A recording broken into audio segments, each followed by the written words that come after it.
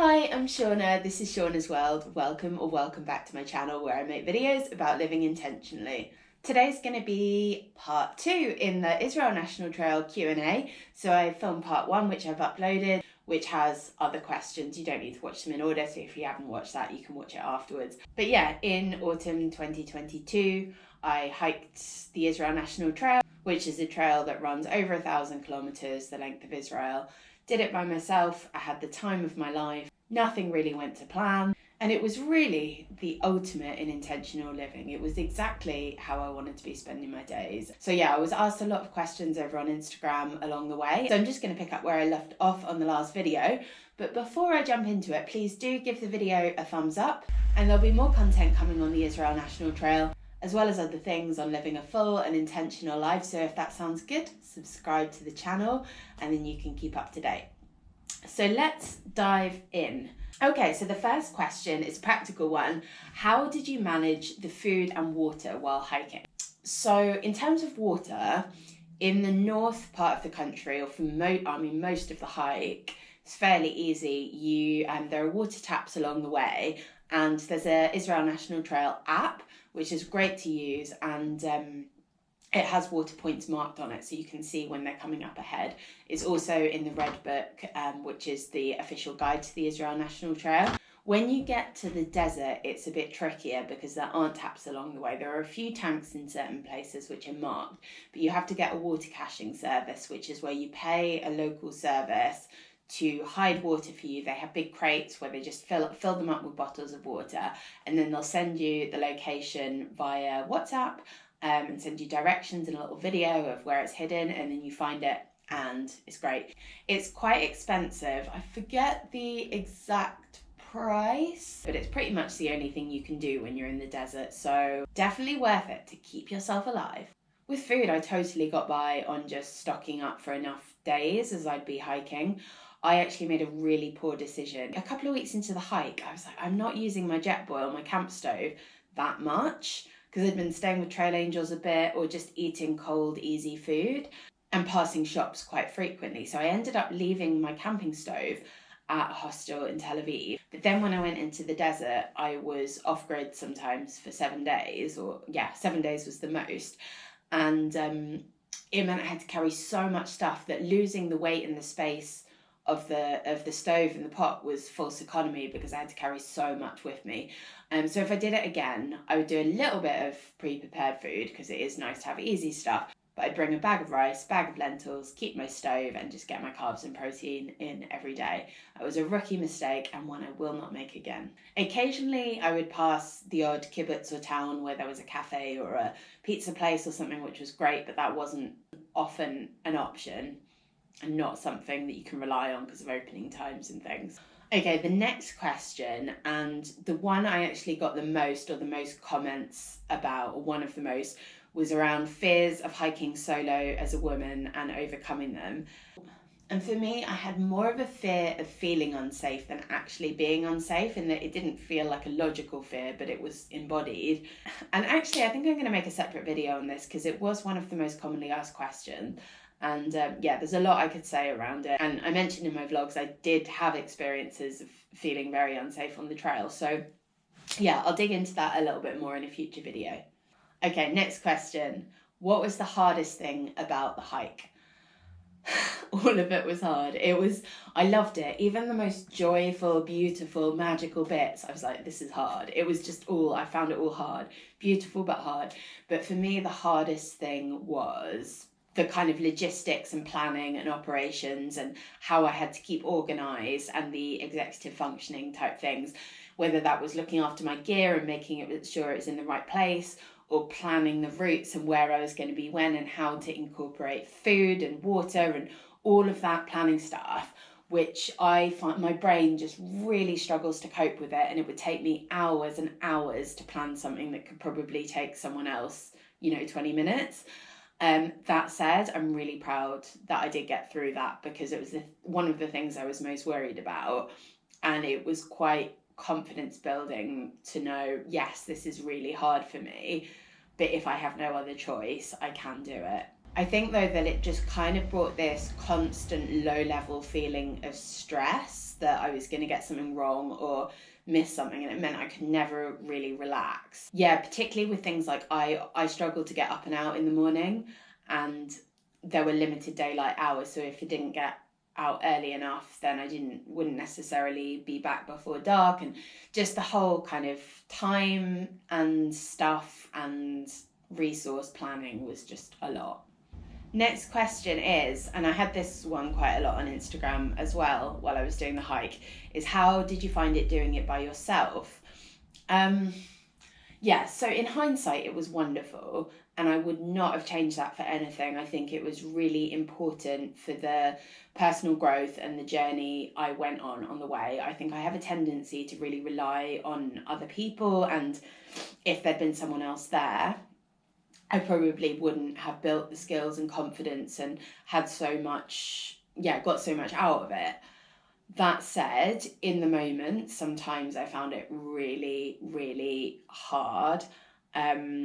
I did struggle with loneliness at times, and that's not something I'm usually familiar with. Usually I'm quite okay with a huge amount of alone time. I mean, I did have one day with the loneliness, it was near the end, and I just cried and cried and cried, and I was just inconsolable, and I just wanted to speak to someone I really love and know and trust, and my phone wasn't working, and it was just so hard.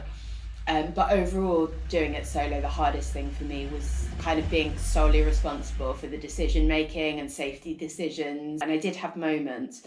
So I had originally planned to do this trail with a partner I was with at the time, and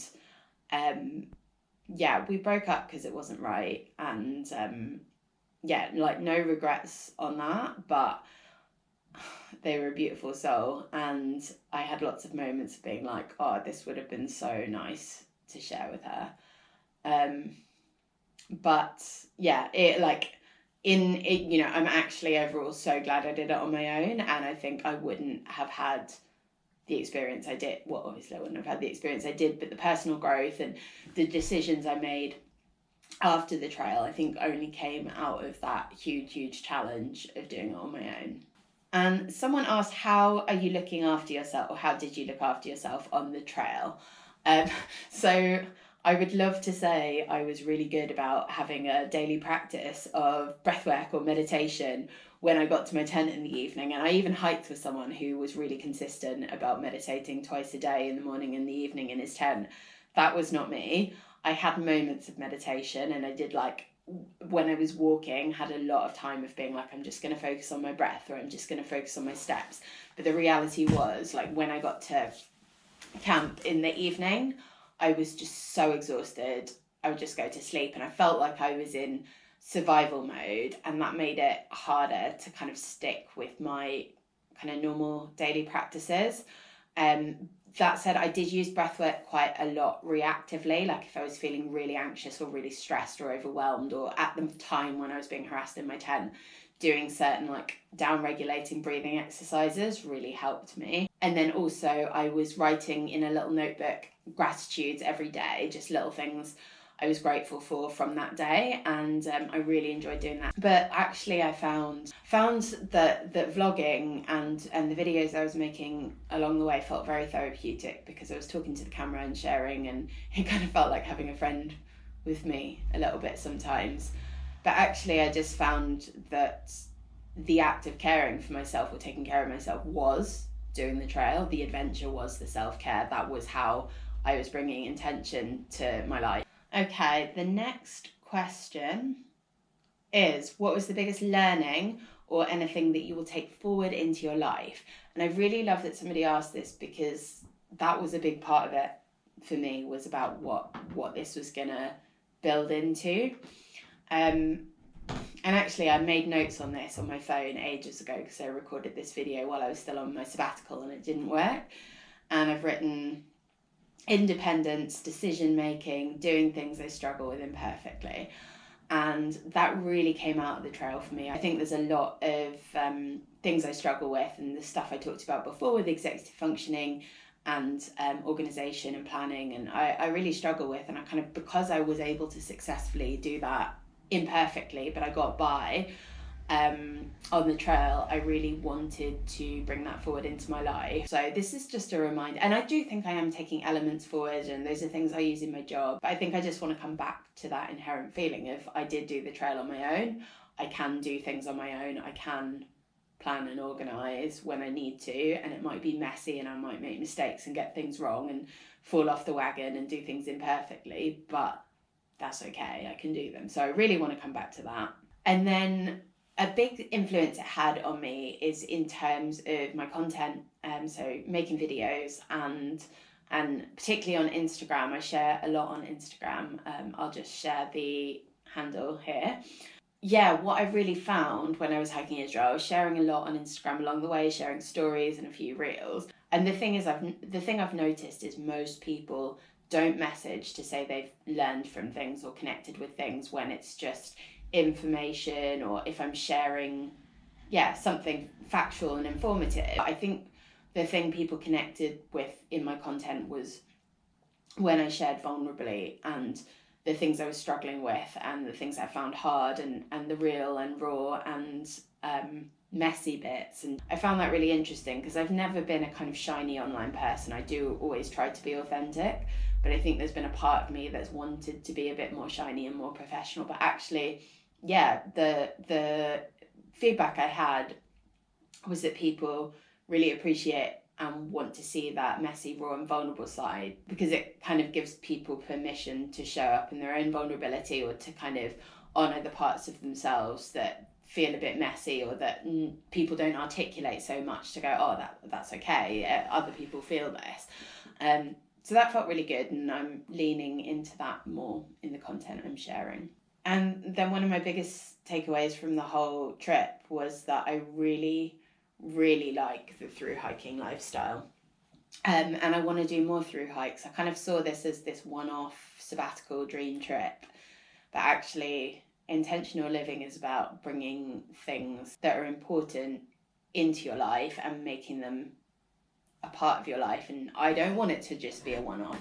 And I know there's obviously a huge time privilege in being able to hike for 2 months or longer, but I really want to incorporate shorter through hikes, whether it's a week or 2 weeks on holiday from work, and maybe some more sabbaticals in the future. Yeah, I really don't want it to be a one-off thing. And I felt like the truest, realest, most authentic version of myself when I was on that hike. And I guess there's something about being in that survival situation where you like, a lot of your mask falls away and you're just trying to get by. And I found a part of myself I found hard but really enjoyed being with and being in that life. Okay, and the final question, which I was asked several different versions of, and follows on nicely from the last one, is what's next? What are you planning next after this? And the truth is, in terms of big adventures, I don't have anything on the horizon. But I recently uploaded a life update video, and in that I talked about having moved to Devon, started a new job, moved into community. So that's a huge thing at the moment, is just feeling settled in that, exploring Devon, getting to know Dartmoor a bit, and doing little local things.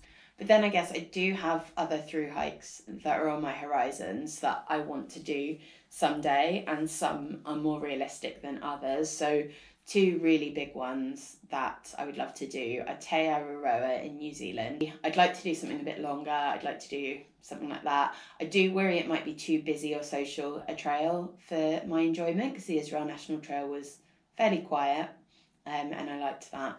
But then I would also really like to do the Trans-Caucasian Trail, which hasn't finished being built yet, but you can hike sections of it at the moment, and there's still people still working on it, and you can volunteer to work on it. But that stretches across Georgia and Armenia. But I think it's the Armenia section of the trail that's been finished, and then they're working on Georgia. So I feel like it will be a few years and that will be done, and I would love to do that. And I feel like that will be on the kind of less travelled route and more my style of hiking. I think, there are probably a lot of people doing it, but not one of these really busy social trails. And then on the smaller, lower key through hike agenda, which are kind of more realistic to actually do because I can do within my annual leave in my full-time job, is the Two Moors Way, which basically goes across Devon from the south to the north and the north to the south, and goes all the way across Dartmoor and Exmoor, and that's about 100 miles, so I can do it in a week or so. So I'd really like to do that in the next year or so, but I really need to work on my navigation a little bit first. And then I'm also looking at a trail in Germany called the Westweg, where that's in the Black Forest, and I would be able to take the train down. I forget exactly how long that is, maybe 300 kilometres or something, 200, 300 kilometres, but I figured I could do it in like 2-3 weeks of annual leave. And then I guess another bigger scale project I'd love to do, but would need to find the time, is the South West Coast Path, which is all through Cornwall, Devon, Dorset a bit, I believe. And I think it's about 600 miles long. So it's a big, that's similar length to the Israel National Trail, so you need a couple of months. And because it's local to me now that I'm in Devon, I feel like I really want to do that through hike at some point. Who knows when I'll find the time. But that is today's Q&A for the Israel National Trail. If you have any other questions, if you're thinking of hiking the trail or you're just curious about things on the Israel National Trail, feel free to drop a question in the comments below. If I get enough questions, I might film another Q&A video later, or if I get something that I can really drill down into, I might make a whole video on it. But would love to hear from anyone who's either hiked their trail or thinking of hiking the trail. And if you'd like to see more content around the Israel National Trail, I want to do a budget video and then that safety video that I spoke about. So if you want to see that, please subscribe to the channel. And if you enjoyed seeing this today, please give the video a thumbs up. Thank you so much for being here. It's lovely to have you here. And I will see you in the next one. Bye.